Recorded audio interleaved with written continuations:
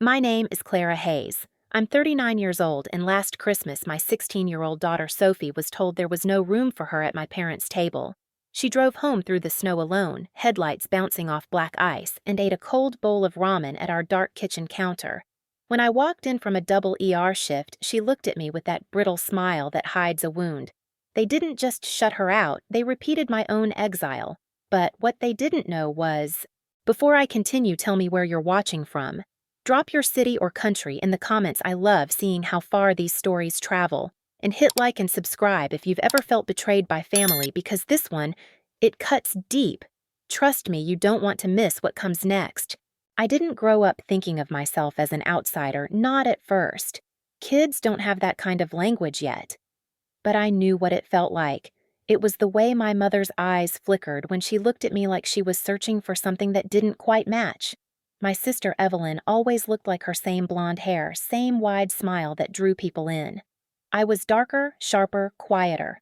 At 6 years old, I overheard her say to my father in the kitchen, "Sometimes I wonder if she's even yours." I didn't understand the words, but I understood the tone. At the dinner table that same year, Evelyn sat in the middle, piled high, with roast chicken legs, mashed potatoes, the works. Mom leaned across me to refill her plate and skipped mine like I was air. The smell of butter and gravy coated the air. My stomach growled so loud I thought they'd laugh. But nobody even noticed. I got the scraps the wing no one wanted, and I told myself it was fine. I was fine, but the feeling carved deeper than I thought. School should have been an escape. It wasn't. When I won first place at the county science fair, my volcano model had smoke that puffed out with baking soda and vinegar. The crowd clapped. The only picture my parents took was of Evelyn standing beside me, holding the ribbon like it was hers. My father said, "Smile, Evie, you're the star." I stood there grinning with tight cheeks, while the flash popped my ribbon, crumpled between our hands. On the ride home, the ribbon ended up in the back seat, bent in half. No one asked me to hang it on the fridge. Aunt May was the only one who ever seemed to notice. She'd pat my shoulder at family dinners, slide me an extra biscuit when no one was looking, but she'd never stand up to my mother. One Christmas when she tried to sit beside me, Mom said sharply, "May, there's no room there. Sit by Evelyn." Aunt May's eyes dropped and she obeyed. That night, I learned that even kindness had limits. By the time I was 12, the nickname had stuck, Dr. Robot. Evelyn invented it after I spent a summer reading anatomy books from the library. I wanted to understand how the heart pumped, how blood moved like traffic through veins. "You're creepy," Evelyn told me in front of her friends. "She's building a zombie in the garage." They laughed until their faces turned red. I laughed too because that was the only way to survive. But that night, lying in bed, I whispered to myself, one day I'll prove them wrong. High school was worse. Evelyn was a cheerleader, popular, loud, in the way that made teachers forgive her for everything. I was the girl with ink-stained hands, the one who stayed after class to ask about lab results. At home, my father's jokes grew sharper. "No way she's mine," he'd chuckle after a beer, nudging Mom. She never corrected him. Once late at night, I heard them fighting. "You ever cheat on me?" he asked. "Because I swear she doesn't look like us." I pressed my pillow over my face and prayed they'd forget I existed. College was my escape, though it didn't look like freedom. I waited tables, scrubbed grease off diner counters, collapsed into dorm beds, smelling of fry oil. My parents didn't send a dime. "You're on a scholarship, aren't you?" Mom said when I asked for help with books. "You'll figure it out." Meanwhile, Evelyn failed out of her first semester and came home to applause for trying. Medical school nearly killed me. Graveyard shifts, exams that made my head throb, and the constant nickname that followed me, Dr. Robot. "You don't smile enough," classmates said. "You're too intense." I thought intensity was the only thing I had left. No one visited, not once. On holidays, I stayed in the dorm microwaving noodles while snow collected on the windowsill. Evelyn sent postcards from ski trips paid for by my parents. That's when I met Liam. We were both on the night rotation at the hospital, two ghosts crossing paths at 3 a.m. He handed me a protein bar, once said, "You look like you need it more than me." It wasn't romantic, not then, but it was real. He saw me. Over time, that mattered more than flowers or dates. Years later, when I finally got a steady job on the cardiac floor, my parents called again. Not to say congratulations, not to ask if I was okay. They needed help with the electric bill. Then it was a medical copay, then a car loan, then the big one. "We're getting older," Mom said, her voice thick with false sweetness.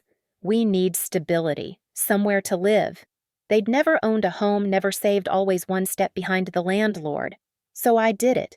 I bought them a modest house in the suburbs, signed the papers myself, kept the mortgage in my name, handed them the keys. I told myself it was a gift, a way to finally belong. Maybe if I gave enough, they'd see me. They didn't say thank you. Dad just joked, "Guess being a robot finally pays off." Mom said, "Don't tell people you bought it. It'll sound like bragging." The house became the stage for every holiday. Thanksgiving, birthdays, Christmas, it always looked crowded, bustling, joyful from the outside. Inside, it was the same script, Evelyn glowing in the center, Daniel bragging about his grades, Sophie fading at the edges. She was quiet like me, thoughtful. I thought maybe they'd appreciate that. Instead, they compared her to Daniel. "He's such a leader," Mom would beam, "so confident. Sophie's sweet, but she's different." Different. The same word they'd branded onto me. One Thanksgiving. Sophie handed Grandma Margaret a handmade card, careful cursive pressed flowers on the cover. Margaret set it aside without looking. Evelyn's son Daniel handed her a store-bought candle. She clapped like he'd cured cancer. Sophie sat down next to me, face red. I leaned close and whispered, "It's beautiful." She smiled, small and broken. That smile haunted me later because I recognized it. It was mine, years earlier. I didn't know it then, but that parallel would matter more than anything. The first crack that winter came with a phone call. Evelyn's voice, sugary at first, then sharp around the edges. "Clara Daniel's been accepted to this incredible STEM camp. You'd love it. He's just like you, brains for days. It's $1,200, but totally worth it." I wiped sweat off my forehead, still in. The first time I thought maybe things would change was when Sophie was born. I held her in my arms, tiny fists, clenched eyes wide like she was already studying the world. I thought, this is my chance to break the cycle. I promised her silently that she would never feel like an outsider under my roof. When I brought her to meet my parents, Mom peered down at the bundle in my arms. "She's quiet," she said flatly. Evelyn laughed. "Just like you, Clara. A little mouse." They didn't ask to hold her for long. The room smelled of coffee grounds and the lemon cleaner my mother loved, but all I could feel was the hollow echo of disappointment. Sophie grew into herself, slowly, cautiously. She loved books, puzzles, the kind of quiet activities that make teachers smile politely and write shy but bright on report cards. Every time she accomplished something winning, a spelling bee, building a solar system model for science class, she'd rush to show my parents. And every time their smiles looked rehearsed, their praise shallow. At Daniel's 10th birthday party, I remember Sophie clutching a small gift bag with a Lego set she'd saved for with her own allowance. She handed it over shyly. Daniel tore it open, barely looked at it, then shouted to the room that Grandma and Grandpa had bought him a Nintendo Switch. Everyone crowded around him, cheering. Sophie sat back, hands folded in her lap. I slid my hand into hers under the table. She squeezed once hard, like she was bracing against a storm. By then, the pattern was impossible to ignore. At every family gathering, Evelyn was the star. Mom made sure of it. At Thanksgiving, Evelyn carved the turkey, even though she had never cooked a bird in her life. At Christmas, Daniel read the prayer before dinner, even though Sophie was the one who'd spent weeks memorizing it in Sunday school. When Sophie spoke, voices overlapped her, cutting off her words like they were background noise. I tried to shield her, but my own history made me hesitant. Confronting them felt like slamming my head against a wall I already knew was solid brick. I told myself she'll be fine, she knows I see her. But I could feel it, that old wound, passing from me to her like an inheritance no one wanted. The year I bought the house for my parents, Sophie was 9. We stood outside together in the cold, looking at the modest 2-story with peeling paint but solid bones. I told her it was for Grandma and Grandpa, that they'd finally have a stable place to live. She grinned proud of me like children always are when they don't know the weight of sacrifice. Inside, Mom critiqued the wallpaper, the small kitchen, the cheap fixtures. "We'll make do," she said finally, as though she were the one making the gift. Dad walked through each room muttering, "Guess this'll do until something better comes along." Sophie stood there watching their reactions and whispered to me later, "They didn't even say thank you." That was the beginning of the financial tether. Month after month, I paid their mortgage, covered their utilities, picked up prescriptions they couldn't afford. Every receipt, every bill, every wire transfer was a quiet reminder that I wasn't a daughter. I was a provider. Evelyn never lifted a finger, but she basked in their gratitude anyway. Years blurred. I rose in my career, stitched broken hearts in operating rooms while my own heart hardened. Sophie blossomed quietly, her kindness intact despite everything. She baked cookies for holidays, made handmade cards, wrapped gifts in cheap paper decorated with doodles. Every gesture was met with half smiles or dismissive nods. I remember one Thanksgiving vividly. The house smelled of turkey and cinnamon candles. 20 people crammed around the long dining table. Sophie placed her card careful cursive pressed flowers glued to the cover in front of Margaret. Mom set it aside without opening it. Minutes later, Daniel handed her a store-bought candle from a chain store still with the price tag. Mom gasped, clapped her hands, pulled him into a hug. Sophie's face went pale. She sat down, lips pressed thin. I leaned close and whispered, "It's beautiful." She gave me a small, crooked smile that reminded me too much of my own reflection as a child. That smile broke something in me. As Sophie got older, the comparisons sharpened. "Daniel's so confident," Mom said one Easter watching him bark orders at the younger cousins. "He'll be a leader one day." She glanced at Sophie, who was quietly helping Aunt May set out napkins. "Sophie's sweet, but she's different. Different." The same poisoned word I'd heard my whole life, even Aunt May, timid as she was noticed. One Christmas Eve. Sophie stood beside her with a plate of cookies she'd baked herself. Aunt May reached to take one, smiling warmly. "They look wonderful, sweetheart." Before she could eat it, Margaret's voice cut through the room. "May, don't spoil your appetite. Put those down. Daniel's bringing out the real dessert." Aunt May's hand froze, then slowly lowered. Sophie's face shuddered like a door closing. I swallowed the bitterness. I told myself as long as she has me, she'll survive this. But I underestimated how deeply the wound would cut. The years pressed forward. Sophie turned 16, proud of her driver's license, ready to prove herself responsible.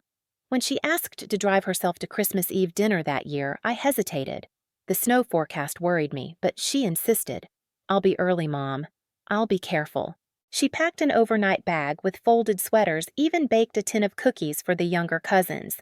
I kissed her on the forehead, told her to text when she arrived. My shift at the hospital was long, brutal chest compressions alarms. A man who swore he was just tired but turned blue in front of me. By the time I dragged myself through the door, close to midnight, I was ready to collapse. Instead, I saw Sophie's boots by the door. Her overnight bag slumped untouched. She was curled on the couch arms, wrapped tight around herself like the furniture might reject her. That was the night everything changed. I didn't know it when I walked in exhausted and numb, but what happened to Sophie that Christmas Eve would become the final thread snapping. The echo of my own childhood had finally caught up to us both. And I wasn't going to let history repeat itself, not one more year. The first crack that winter came with Evelyn's voice buzzing through my phone. Sweet at first, then sharp as glass. "Clara Daniel's been accepted to this STEM camp, genius level stuff, totally your lane. It's $1,200, but you get it. He's practically your clone." This could change his life. I was still in Scrub's hair plastered to my forehead after a 16-hour shift. "That's great, Evie. But I can't cover it. I'm already paying the mortgage, the utilities, the medical bills." She cut me off. "Wow, must be nice to have everything and still be stingy. He's your nephew. Don't you want him to succeed?" I gripped the phone so hard my knuckles ached. Sophie never went to camps like that. We couldn't afford it. So no, I'm not paying. A beat of silence. Then her voice iced over. "Jealousy doesn't look good on you." The call ended, but the words echoed like a bruise under the skin. Days later, at a family birthday party, the comparisons flared again. Daniel towered over the cousins, bragging about a mock trial competition. Sophie stood near the cake-shy smile, a book tucked under her arm.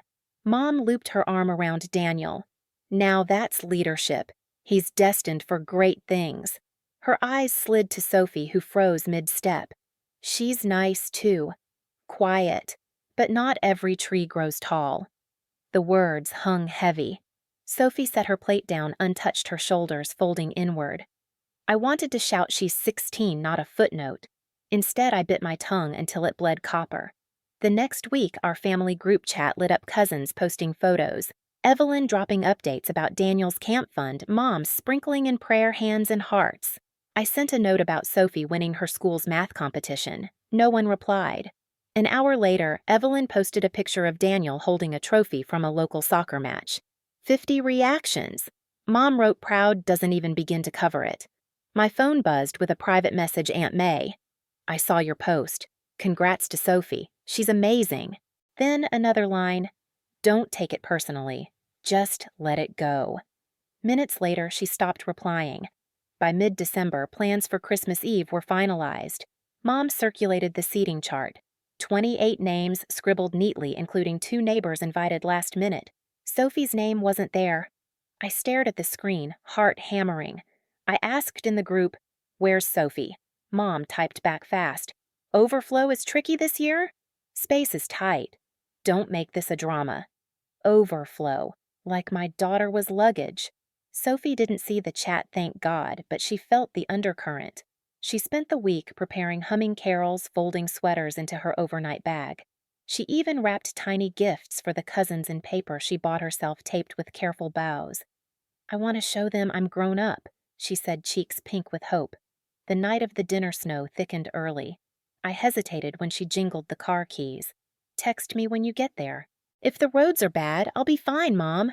I'll even leave early. They'll be happy I'm on time." Her confidence cut me open. Hours later, while I pressed chest compressions on a stranger, Sophie was sliding along a dark highway. She told me later the tires fishtailed once, the world tilting sideways. She pulled into a roadside diner, neon buzzing overhead, hands shaking on the wheel. Inside, the smell of burnt coffee and fry oil clung to her coat. She ate fries alone, texted here at 6:01, and drove the last miles into silence. No one opened the door with joy. No one made room. By the time I dragged myself home close to midnight, exhausted from a man who swore he was just tired before collapsing. Blue Sophie's boots were by the door. Her overnight bag sat unopened, and she was curled on the couch, arms tight around her knees, a paper cup from the diner beside her. When I touched her shoulder, she startled awake, eyes swollen but dry. They said there wasn't room. At the table. Or anywhere. Her voice cracked like ice underfoot. She lifted a paper towel from the counter. A slice of toast, bent cold, half a banana browning. That was dinner. Her brittle smile collapsed. Tears leaked quiet, steady. She bit her lip like she could chew back the shame. I stood there, chest hollowing into glass. Not anger, not yet. Just that cold, glassy space right before the shatter. And deep down, I knew this wasn't just another slight. This was the moment everything tipped. The morning after my phone buzzed non-stop. Missed calls, buzzing texts, group messages full of laughter and photos from the dinner I hadn't attended. A long shot of the table, Daniel at the head, Evelyn glowing beside him. Neighbors squeezed in like honored guests. Sophie's chair, the one she had packed a sweater for, wasn't even set. I stared at the screen until the colors blurred. Not one picture showed Sophie. Not one caption mentioned her name. Later, when I confronted my mother, she dismissed it like a smudge on glass. It was a full house. You know how it is. Stop being dramatic. 28 people, Mom. You had room for neighbors. You didn't have room for my daughter. She sighed, exasperated. Daniel needed the seat. You know he's applying to colleges soon. He has to network to build connections. Sophie's sweet, but she'll understand. Understand. As if a 16-year-old should understand being erased. The week crept by, every shift at the hospital blurring into exhaustion. Yet every time I walked through my front door, Sophie's quiet presence gutted me. her overnight bag still slumped in the corner. The untouched tin of cookies she had baked for her cousins sat on the counter. She hadn't thrown them out as if she was waiting for someone to come back and claim them. One evening, she whispered, "They didn't even say it mean Mom. That's the worst part." It was like I was a folding chair they didn't have space for. Her words were soft, but they gutted me more than shouting ever could. The next Sunday, Evelyn called again. This time, her tone was sharper clipped. "You need to fix this with Mom. She's upset you're making such a big deal. And honestly, you owe her, after everything she's done for you." I barked a bitter laugh. "You mean the house I bought, the bills I cover, the insurance they use?" "Don't twist it, Clara. Family's about sacrifice. If you loved them, you'd make this right. Pay for Daniel's camp, apologize to Mom, and drop this ridiculous attitude." I held the phone away from my ear, shaking my head. Sophie sat at the table, pretending to read but listening to every word. I ended the call without answering, but the damage kept spreading. My father called next, voice booming half-slurred from beer. "If you do this, if you keep stirring trouble, you're no daughter of ours." I waited for him to mention Sophie. He didn't, not once. By midweek, the cousins joined in. Messages piled up. "This is extreme. You only get one mother. Don't ruin the family over a misunderstanding." A misunderstanding. That was their word for it. I showed Sophie the texts, expecting her to crumble. Instead, she shrugged eyes tired beyond her years. "They'll never change, Mom. Maybe we have to." Her resignation felt heavier than any accusation. That Friday, Aunt May showed up at my door, a tin of cookies in her hands, her face arranged in concern. "Clara, it just doesn't sound like you. Throwing out your parents over one holiday mishap, I poured tea we never touched. They had room for neighbors May, not for Sophie. She was left to drive home alone through the snow. She ate toast for Christmas dinner." Do you understand that her eyes dropped, shame flickering across her features? "I didn't know," she murmured. "They didn't tell you," I corrected. She left quickly after the tin still on my counter. The silence she left behind was louder than any accusation. By the second week of January, Sophie had stopped asking questions. She focused on her schoolwork, hummed softly as she studied, but her shoulders carried a weight I recognized too well. The wound of being unwanted doesn't heal quickly. One night she said softly, "I thought maybe I was enough, that if I tried hard they'd let me in. I guess I was wrong." Her words seared through me. I gripped her hand and said, "No, Sophie. You were never the problem." They were, but I knew words weren't enough anymore. The coil inside me had snapped tight. The quiet anger the years of being erased the debt I carried like shackles. It all converged into one truth. If I didn't act now, Sophie would inherit the same exile that shaped me, and I refused to let that happen. The final straw came when Mom showed up unannounced. Wrapped in her faded robe, she waved a crumpled letter in my face, the eviction notice I'd finally drawn up with my lawyer. She ripped it in half like it was junk mail. "There," she snapped. "That's done. Now pay for Daniel's camp and stop this tantrum. We'll forgive you." Her smile was sharp, triumphant, as if she'd won. Something inside me stilled. I didn't shout. I didn't argue. I just looked at her cold and calm and shut the door. The line had been crossed. The war had begun. The morning after Christmas was always hushed in my parents' neighborhood. Snow clung to rooftops' driveways lined with sagging recycling bins. I drove with Liam beside me, the envelope heavy in my coat pocket, my pulse ticking louder than the tires over ice. Sophie was still asleep when we left. I kissed her forehead, promised I'd be back before she woke. The house loomed familiar, yet foreign white paint peeling, holiday lights drooping like tired eyelids. I had bought it for them years ago, signed the deed in my name, paid every bill. Yet it never felt like mine. Not once. I walked up the steps, boots crunching. Liam stayed behind his hand, brushing my knee before I opened the door. A silent tether. I slid the envelope into the doorframe, tucked so the wind wouldn't steal it. My fingers trembled, not from the cold. I rang the bell. Once. Twice. No answer.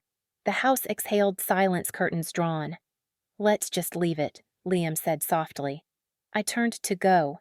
The car door was half open when the creak of hinges cut the air, a slippered footstep. My mother. She stepped onto the porch wrapped in her faded robe, the same one she bragged about buying 90% off. Her hair frizzed face slack with sleep. She bent, plucked the envelope from the frame, opened it right there. I watched her eyes scan the lines. Her face drained, then stiffened, and finally she screamed. "Walter, get out here!" Her voice cracked like a snapped wire. My father stumbled to the doorway, still in yesterday's clothes. "What the hell is this?" Behind him, Evelyn appeared in flannel pajamas, clutching a mug, like this was just another cozy morning. "What's going on?" she asked. My mother pointed at me, finger shaking, as if I were some stray animal clawing her porch. "She's throwing us out." Evelyn's face shifted first confusion, then quick performance. She gasped, hand to her chest. "Clara, you can't be serious." My father's voice thundered, shaking the doorframe. "If you do this, you're no daughter of ours." I didn't flinch. I stood in the snow breath fogging in front of me, silent. My mother's words poured like venom. "Ungrateful little, after everything we've done for you, I let it wash over me." I'd heard the same hits for decades, but this time there was no impact, just numbness, a cold resolve spreading through me like frost. We turned to leave. Liam's hand pressed lightly at my back, but the shouting didn't stop. By the time I reached the car, my phone was already buzzing. One call, then another. By noon, 30 missed calls, 12 voicemails, 14 texts. I picked up once just to hear it. "How dare you?" my mother shrieked. "You've lost your damn mind." In the background, my father barked obscenities. Evelyn whined about appearances. Not one word about Sophie. Not a single breath about what they had done to her. That night, the pounding came. I looked through the peephole. My mother still in the robe, clutching the letter now crumpled and damp.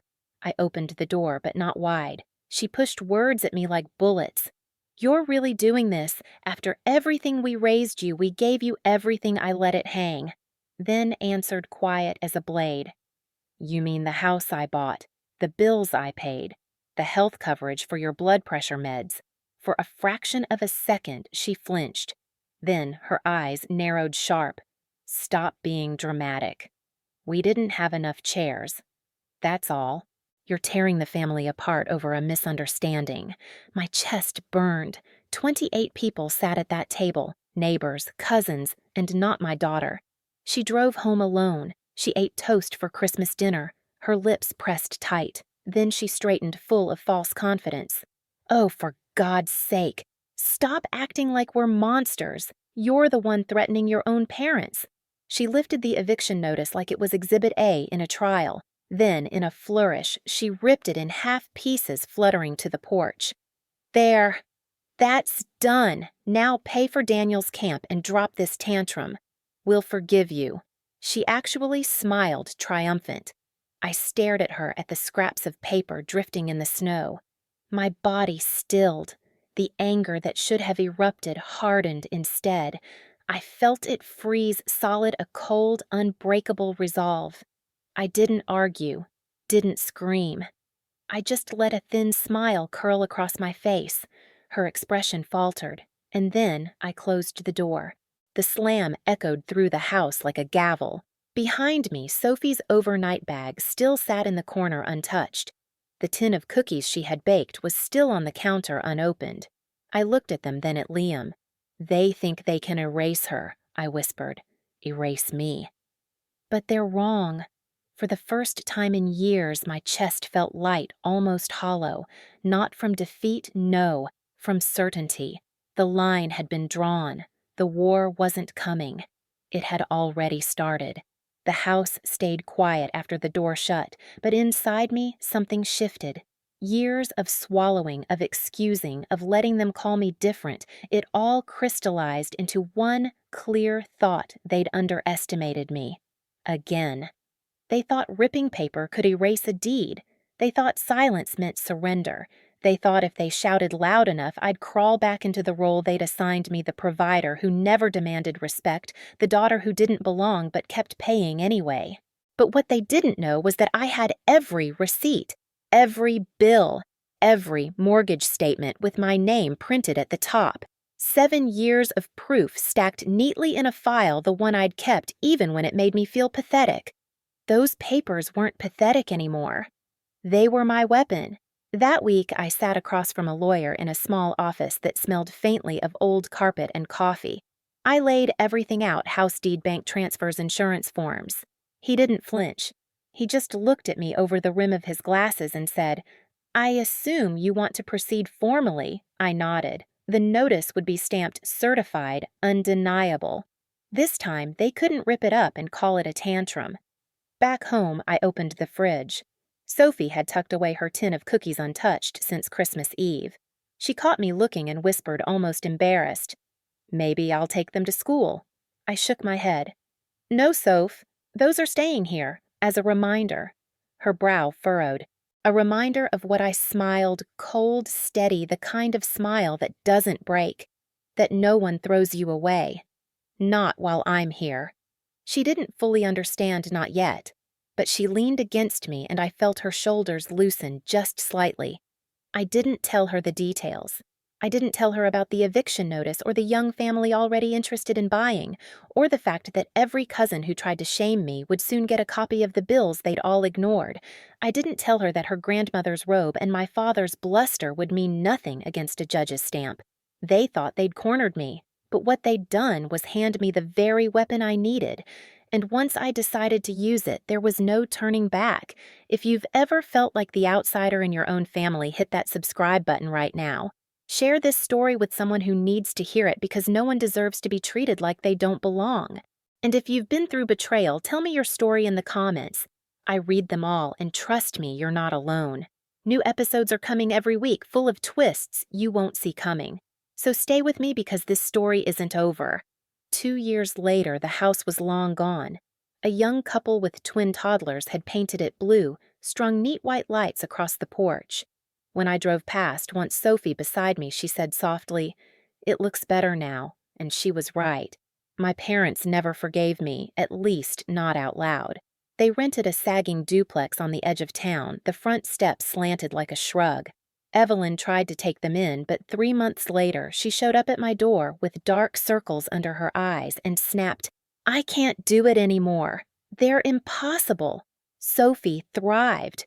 She found her voice in debate club, applied to colleges, and every acceptance letter she opened felt like a nail sealing shut the old wounds. The money from selling the house paid for more than tuition. It bought her peace.